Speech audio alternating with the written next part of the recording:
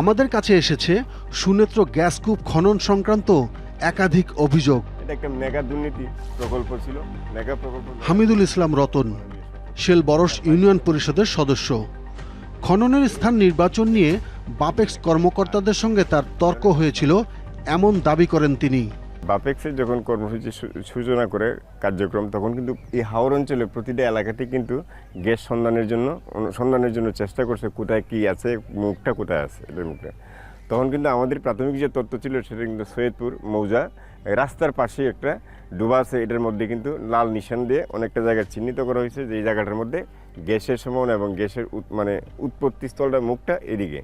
কিন্তু তৎকালীন আওয়ামী লীগ সরকারের ফ্যাসিস্টের আওয়ামী লীগের সরকারের এমপি ওনার ব্যক্তিগত স্বার্থের কারণে উনি গাবি গ্রামে এটাকে নিয়ে গেছে। ওনার ধারণা ছিল যে 5 লাইনের মাধ্যমে ওই গ্যাসটাকে ওইখানে উত্তোলন করে এদিক দিয়ে বাই রুট একটা করবে। উনি অনেক মোটা অঙ্কের টাকার বিনিময়ে বাপেক্সের সাথে একটা চুক্তিবদ্ধ হয়ে কিন্তু এই কাজটা এখান থেকে স্থানান্তরিত করে গাবি গ্রামে নিয়েছে।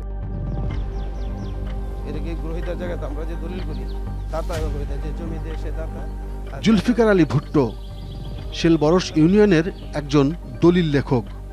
সুনেত্র প্রকল্পের জমি হুকুম দখলের প্রক্রিয়া খুব কাছ থেকে দেখেছেন তিনি। তার দাবি, প্রাথমিক আলোচনার স্থান আর শেষ পর্যন্ত খনন হওয়া স্থান এক ছিল না।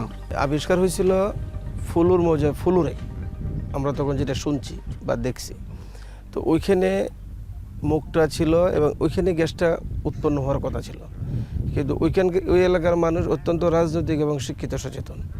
এমপি মনে করছে যে এইখানে যদি গ্যাসের ব্যবস্থাটা হয় তাহলে এই এলাকার মানুষ যতটা রাজনৈতিক কনসাস এবং এই এলাকার মানুষ যতটা সচেতন, তার ভিতরে তো একটা 2 নম্বরের চিন্তাভাবনা ছিল।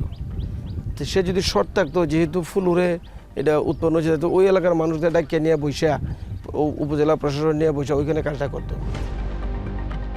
স্থানীয়দের অভিযোগ, তৎকালীন সংসদ সদস্যের আত্মীয় স্বজন ও রাজনৈতিকভাবে ঘনিষ্ঠদের সুবিধা দিতে খননের স্থান পরিবর্তনের জন্য বাপেক্সকে প্রভাবিত করা হয়েছিল।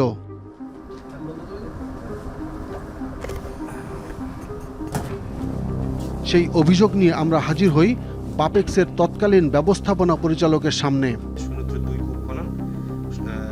জানতে চাই, খননের সিদ্ধান্ত ফুলুরে গ্রাম থেকে গাবি গ্রামে এসেছিল কিভাবে?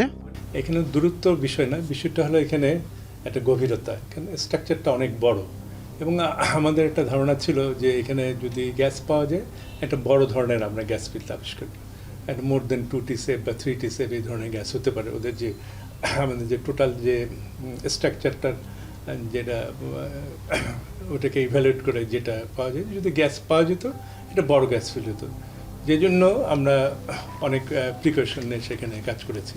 যে কোনো জায়গায় ডিলিং করলে যেটা টার্গেট ডিলিং ডেপথ ধরা হয় তার 100-200, এই জায়গায় আমরা 300 মিটার, যেহেতু আমরা আশাবাদী ছিলাম 300 মিটার পর্যন্ত ধরে নিয়েছিলাম।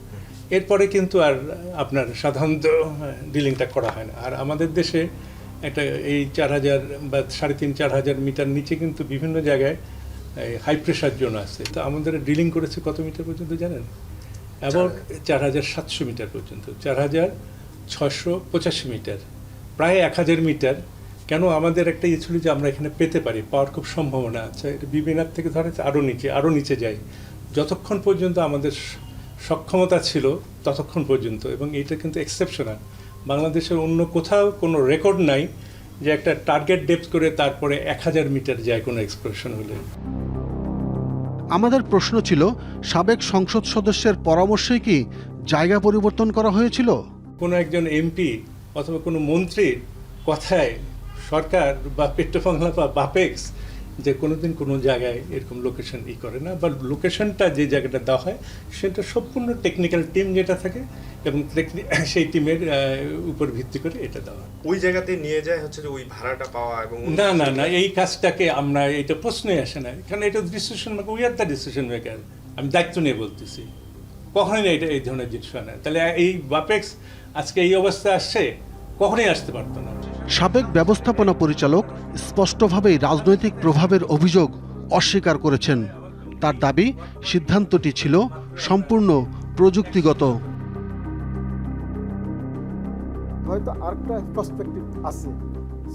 পেট্রোবাংলার এই পরিচালকে আছেন একই অবস্থানে। এটা হলো টেকনিক্যাল ব্যাপার যে আমি প্রথমে হয়তো চিন্তা করছি যে এই স্থানে কূপটা খনন করলে আমার পাশে যেটা আছে পাশের কূপের সাথে কোরিলেট করে যে ওই গ্যাসটা আসবে, কিন্তু অনেক সময় ফার্দার যখন আমি এর আশেপাশে আরও অন্যান্য কূপ খনন করি তাহলে আমার অনেক ডাটা পাই, আরও লেটেস্ট ডাটা পাই, তার ভিত্তিতে আমরা অনেক সময় সাইটটা কিছুটা পরিবর্তন করি।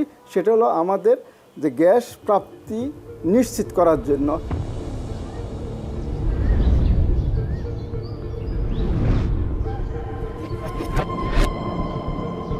এই প্রকল্পে খরচ হয়ে গেছে প্রায় 88 কোটি টাকা। কোটি কোটি টাকা ব্যয় করে যদি গ্যাস নাই পাওয়া যায় তাহলে কি সেই কূপ ব্যর্থ?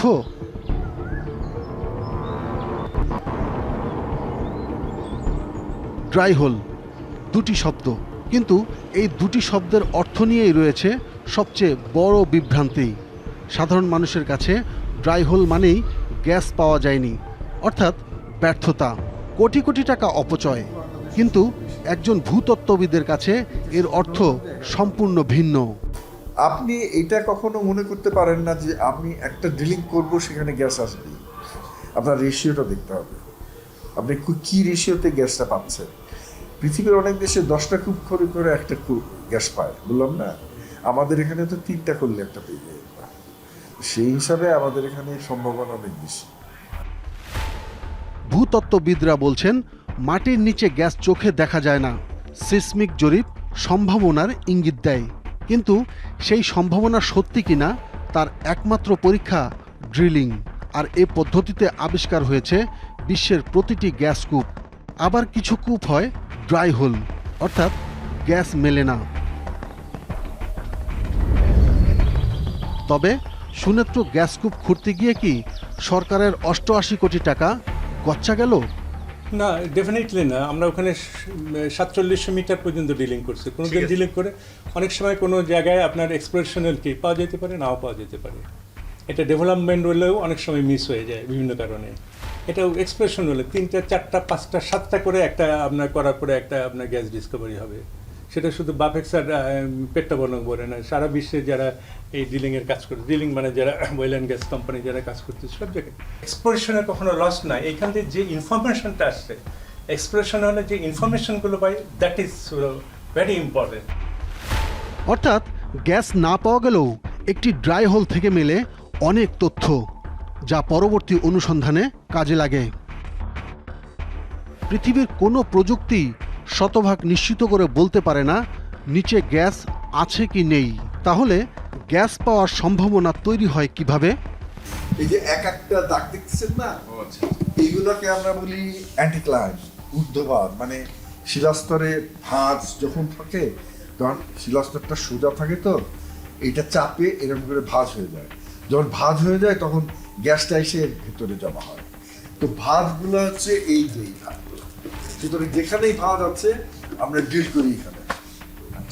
তো এইখানে পাইছি, এখানে পাইছি, এখানে পাইছি, সে এই সমস্ত জায়গায় ড্রিল করলে এই সমস্ত জায়গায় গ্যাস পাওয়া গেছে।